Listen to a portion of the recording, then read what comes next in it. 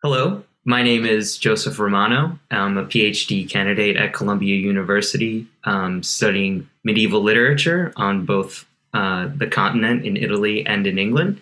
And I am joined by Professor Christopher Cullen, Associate Professor of Philosophy at Fordham University, who's a scholar on Bonaventure and has published widely on the scholastics, including Aquinas as well. How are you doing today, Professor Cullen? Very well, thank you, Joe. Awesome. So today we'll be discussing Paradiso 7, and just a brief summary of where we are in the poem. We have just come from Paradiso 6 and a long discourse from the Emperor Justinian on providential history. And preceded by that, in Canti 3, 4, and 5, we've had sort of a thematic emphasis on the question of the will's freedom, stemming from Piccarda and taking her vows and being forcibly removed from the convent. So the question of the will is something that is leading up to this canto and actually is emphasized as well in Paradiso 7. There are a few main issues in Paradiso 7 that I think we can outline in terms of three main doubts or three main argumentations that Beatrice actually actually clarifies for Dante in this canto. There are two characters, Beatrice and Dante, in this canto. And the first is the question of the Incarnation and the motivation for Christ's suffering on the cross, how that leads to the question of why it was fitting that why the Incarnation happened, and how that is fitting for redemption. And then thirdly, how that actually relates to the resurrection of the body. So we have those three questions that proceed throughout Paradiso 7. But our first question brings us to the notion of Adam's fall and human beings' fall, and sort of why it was fitting that the Incarnation happened. And Beatrice brings us back to first principles. So we can start with a passage that begins on line 67. Ciò che da lei senza mezzo distilla non ha poi fine perché non si muove la sua imprenta quando ella sigilla. Ciò che da essa senza mezzo piove libero è tutto perché non soggiace alla virtute delle cose nuove. Più le conforme e però più le piace. So this passage is fascinating to me, and would love to hear your perspective, Professor Cullen, in terms of the way in which the human being is, as are the angels, are created without mezzo, without mediation, immediately. And therefore, human beings as well as angels are not subject to anything else in the order of creation except God. And that actually safeguards human freedom and angelic freedom.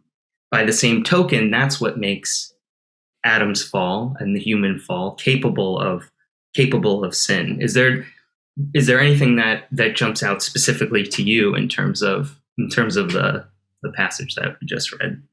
Well, it's quite a beautiful passage, and I see in Beatrice's discourse here in Canto 7 an incredible movement into full-scale theological and philosophical reflection on central issues to Christianity, and it's really very, very fascinating.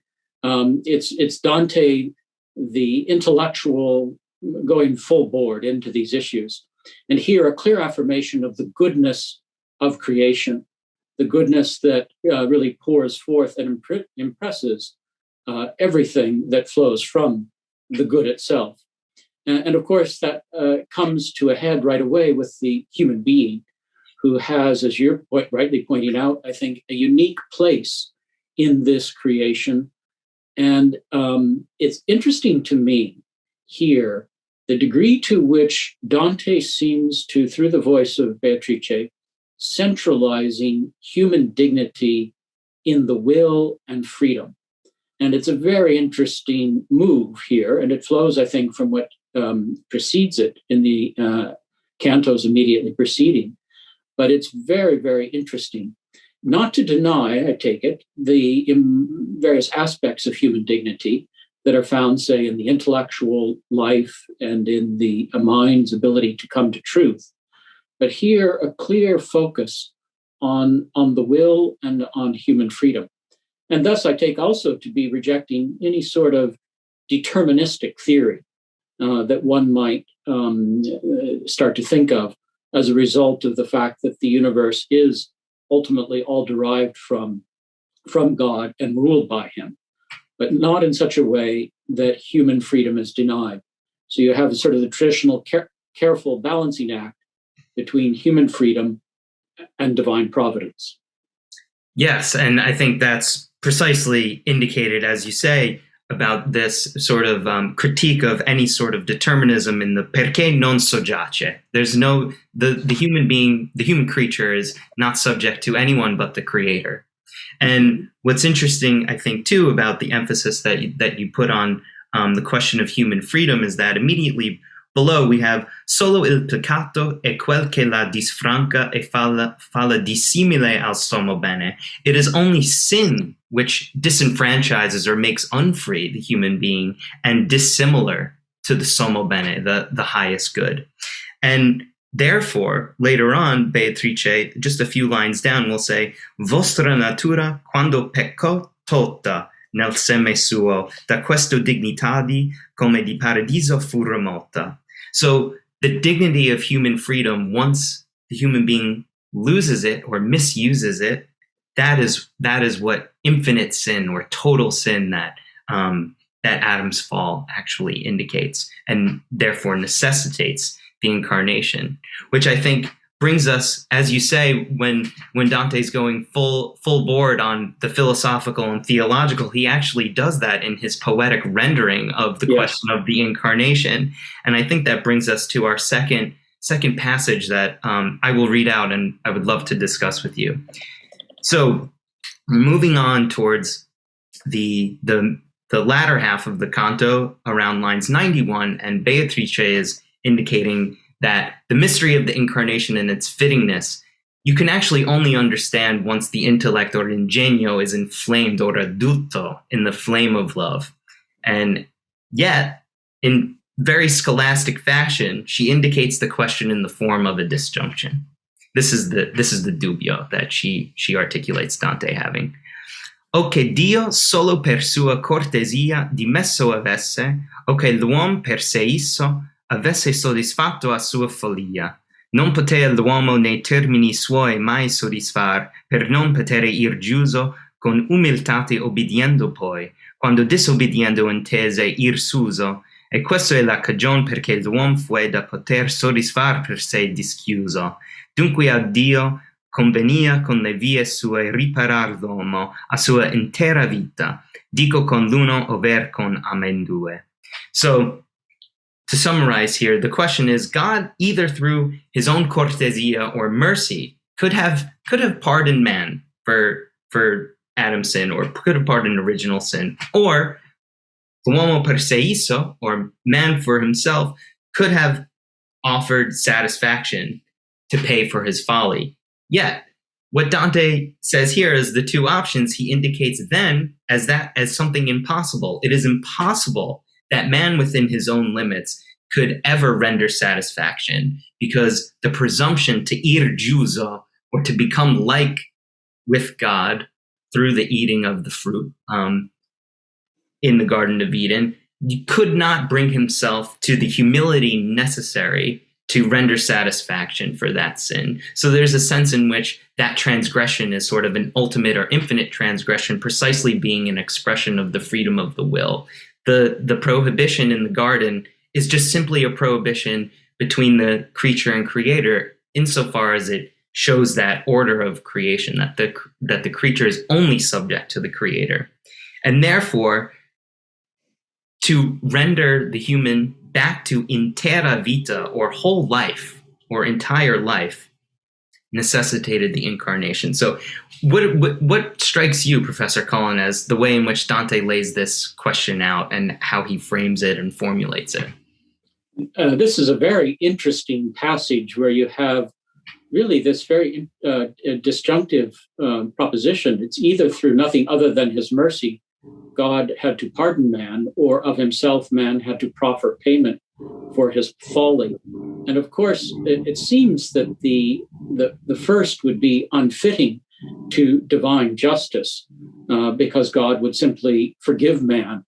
And the second half of that possibility also seems impossible because, of course, man would have to make satisfaction for his folly. But of course, that would seem impossible given the fact that it's an infinite transgression against an infinite God. So it's very interesting. In this court of heaven, it's a very logical court of heaven. We're not simply abandoning the importance of reason and truth. And of course, you can tell that it's a court because of the opening lines, which are a very clear evocation of the heavenly court because of the fact that it refers to the Mass, the Benedictus of the Mass. And I find it so interesting, the Hosanna and then the Sanctus Deus Sabaoth, very explicit references to the Sanctus and Benedictus of the Mass. And of course, that itself evokes Isaiah 6. So while we're in the heavenly court, we're going to do some pretty important central logic. And we're going to have to figure out why the incarnation and why the satisfaction made on the cross, why ultimately the suffering on the cross. And it would seem that we have this sort of fascinating move by which God does the impossible through the incarnation. Man offers to God an infinite sacrifice, made infinite because, of course, it's the union of human nature with the divine person.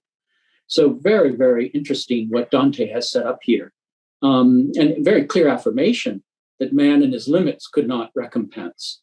And no obedience, no humility he offered could have been so deep, which is really the model of humility, the consummate act of humility by which then the human being can be lifted up and restored to his life with God.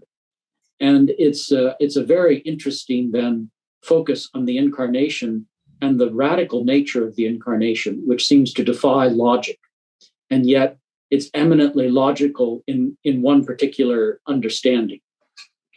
Yes, absolutely. And I find that your emphasis on the way in which that this is the epitome of divine mystery for the Christian person, with the mystery of the incarnation. Yet Dante wishes to maximize the capacity of the human being to grasp this through intellect, yet acknowledging the limits of intellect in this canto. So in a sense, the incarnation actually flows through the very means by which Beatrice conveys the mystery of the incarnation, which is to say the likeness between the incarnation and human language. It becomes a medium by which the mystery can be expressed in even in sensual and also intellective terms that sort of condescend to human nature, yet unite it with divine. And I think the question on the way in which this might be grasped, or in terms of what the human being might actually understand insofar as we are able about the mystery of the incarnation, is actually brought up in the corollario that Dante adds at the end of the canto, which regards the inference of the possibility of the resurrection of the body and how that follows from the incarnation. Now, Beatrice again sort of highlights the doubt that Dante has in his mind, and this begins on line 124. So she says, "Tu dici, io veggio l'acqua, io veggio il fuoco, l'aere e la terra, e tutto lor misture venire a corruzione e durar poco." And a little bit further on, "Gli angeli, frate, il paese sincero nel qual tu sei, dirsi posson creati, sì come sono il loro essere intero." And she will follow on saying that even though angels are created in their full being by God, that doesn't mean that there is a difference in terms of creation and generation. So just to highlight what Beatrice says before, Dante's doubt is, I see water, I see fire, I see air, and I see earth, and all of their mixture, tutto lor misture, comes to corruption, venire a corruzione, and durar poco, last but for a while. Yet, angels and human beings are also created. So how are they not subject to corruption? And so this question about the resurrection, the impossibility that Dante sets up is, how could the resurrection be possible when the body is something created? Human beings and even angels are something created. How could they be everlasting and not subject to corruption? And then she will say further on in 142, recalling sort of the creation of Adam and the origin of the rational soul. Ma vostra vita senza mezzo spira, la somma benignanza e la innamora di sé, sì che poi sempre la desira. E quinci puoi argomentare ancora vostra resurrezione, se tu ripensi come l'umana carne fesse allora, che li primi parenti entrambo fensi. So, but your life is breathed forth immediately by the highest good, the chief good, who so enamors it of his own self that it desires him always. So arguing or reasoning this way, you can deduce or infer your resurrection if you recall the way that human flesh was made when both of our parents were. So the question then becomes, how is the impossibility of the body's everlastingness then made possible through the incarnation? Because I think here we see with the creation and the direct inspiration of the soul, the repetition of that phrase senza mezzo, which is so key in this Canto and Dante's conception of the difference between creation, divine, and generation, which is sublunar generation and corruption, is very key in terms of the likeness between the soul-body relation and the incarnation that Dante elaborates, and the mystery of the incarnation that Dante, through Beatrice, elaborates previously. So what strikes you about this passage, Professor Cullen? I find it very interesting that Dante draws so much attention to the corruptibility of the material world.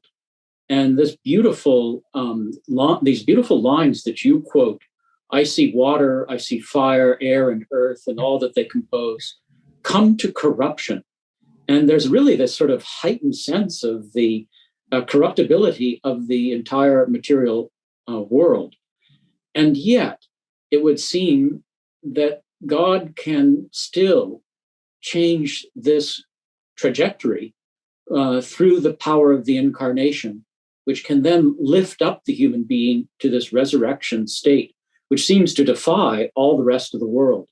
So one of the things I think that it comes through very clearly in this canto too, is that the human being has a very unique status within creation. And it seems to be rooted, as you put it, in that immediacy that comes from the human relationship to God. God directly creates the human soul, and that seems clearly affirmed here. The human spirit is something that comes directly from God, not through the elements. And also that the human body will be, if you will, rescued from the corruption of the material world by God's immediate and direct action, that flowing as a grace, presumably from the effects of the incarnation and the redemption, and specifically the resurrection, of course, of Christ. So fascinating way of contrasting the corruptibility of nature and yet the possibility of the resurrection, which seems miraculous. I don't think any other way of putting it.